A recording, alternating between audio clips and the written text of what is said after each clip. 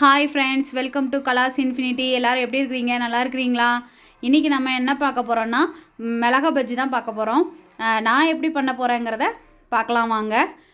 வீடியோக்குள்ளே போகிறதுக்கு முன்னாடி ஃபஸ்ட்டு நம்மளோட சேனலை சப்ஸ்கிரைப் பண்ணுங்கள், பக்கத்தில் இருக்க பெல் ஐக்கானையும் கிளிக் பண்ணுங்கள். வாங்க பார்க்கலாம்.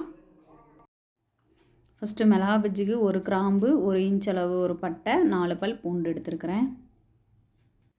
நான் 1/4 கேஜி பஜ்ஜி மிளகா வாங்கியிருக்கேன், அதனால் இவ்வளோ மாவு எடுத்துருக்கேன். கொஞ்சம் சோடா உப்பு போட்டிருக்கிறேன். சோடா உப்பு இல்லைனாலும் பேக்கிங் சோடா ஏதாவது இருந்தால் போட்டுக்கோங்க. அப்புறம் 1 ஸ்பூன் அரிசி மாவு போட்டிருக்கிறேன். அரிசி மாவு கூட இன்னும் 1 ஸ்பூன் தனி மிளகாத்தூள் போட்டுக்கிறேன். தனி மிளகாத்தூளுக்கு அப்புறம் தேவையான அளவு உப்பு போட்டுக்கிட்டு இனிமேல் நம்ம அந்த பூண்டு இதெல்லாம் அரைச்சி வச்சுருந்தோம்ல, அதை நான் ஒரு சின்ன உரலில் போட்டு இடித்து வச்சுருந்தேன். தண்ணி எதுவும் சேர்க்க வேண்டாம், அந்த பூண்டில் உள்ள தண்ணியே போதும். அதுலேயே இது பாருங்கள், பேஸ்ட் மாதிரி ஃபஸ்ட்டு கிராம்பு போட்டு அடித்தேன், அப்புறமா பட்டை போட்டு இடித்தேன், அப்புறமா பூண்டு போட்டு இடித்தேன். இந்த மாதிரி வந்திருக்கு. இதையும் இப்போது இதில் சேர்த்துட்டு தண்ணி ஊற்றி எடுத்து வச்சுக்கிட்டேன். இந்த டைமில் நம்ம உப்பும் எப்படி இருக்குதுன்னு பார்த்துக்கலாம். உப்பு பார்த்துட்டு பஜ்ஜி போடலாம். பஜ்ஜி மிளகா நல்லா க்ளீன் பண்ணி வச்சுருக்கிறேன், கட் பண்ணிட்டேன். இதை நம்ம ஆஃபாக அப்படி கட் பண்ணலன்னா கூட 4 பீஸாக கூட கட் பண்ணிக்கலாம். ஏன்னா சின்ன பசங்களுக்கு சாப்பிடும்போது இது காரம் தெரியும் அப்படின்னா 4ஆக கட் பண்ணிக்கிட்டோம்னா கூட கொஞ்சம் காரம் கம்மியாயிடும். இந்த ஸ்டேஜில் நம்ம இப்போ ஆயில் நல்லா சூடாகிட்டு இருக்குது, எடுத்து போடலாம்.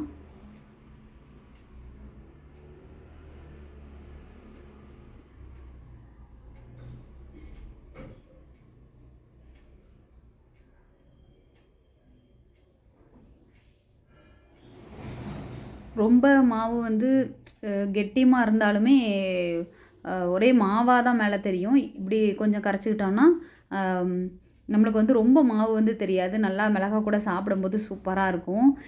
இதை மிளகா பஜ்ஜின்னு நினைக்கும்போது எனக்கு என்ன தோணுதுன்னா, நம்ம குற்றாலத்தில் மிளகா பஜ்ஜி சாப்பிட்ற ஞாபகம் வருது. யாரெல்லாம் குற்றாலம் போயிருக்கீங்கன்னு கமெண்ட் பாக்ஸில் சொல்லுங்கள். உங்களுக்கு இந்த மாதிரி எக்ஸ்பீரியன்ஸ் இருந்தால் சொல்லுங்கள். குற்றாலம் தான் ஞாபகம் வருது மிளகா பஜ்ஜினாலே. நம்மளோட மிளகா பஜ்ஜி ரெடி ஆகிடுச்சு, சூப்பராக ரெடி ஆகிடுச்சு. இப்போ இதில் இன்னொரு மெத்தடும் பண்ண போகிறேன், பார்க்கலாம். இப்போது 2 மிளகா பஜ்ஜி எடுத்துகிட்டு நான் இது இந்த மாதிரி சைஸில் கட் பண்ணி வச்சுருக்கிறேன். ஒவ்வொரு இன்ச் விட்டுட்டு கட் பண்ணி வச்சுருக்கேன். இப்போ எண்ணெயில் போட்டுக்கலாம். பாருங்கள், எண்ணெயில் போட்டுட்டு நல்லா திரும்ப ஃப்ரை பண்ணி எடுத்தோம்னா அது ஒரு மாதிரி கிறிஸ்பியாக சூப்பராக இருக்கும் சாப்பிட்றதுக்கு. இப்போது நம்மளோட கலர்ஃபுல்லான மிளகா பஜ்ஜி ரெடி ஆகிடுச்சு. இது நல்லா கிறிஸ்பியாக இருக்குது. இந்த மெத்தட்லேயும் செஞ்சு பாருங்கள். அந்த மசாலா போட்டுமே கண்டிப்பாக இந்த 2 மெத்தடையுமே செஞ்சு பாருங்கள், சூப்பராக இருக்கும். நீங்களும் செஞ்சு பார்த்துட்டு எப்படி இருக்குதுங்கிறத எனக்கு கமெண்டில் சொல்லுங்கள்.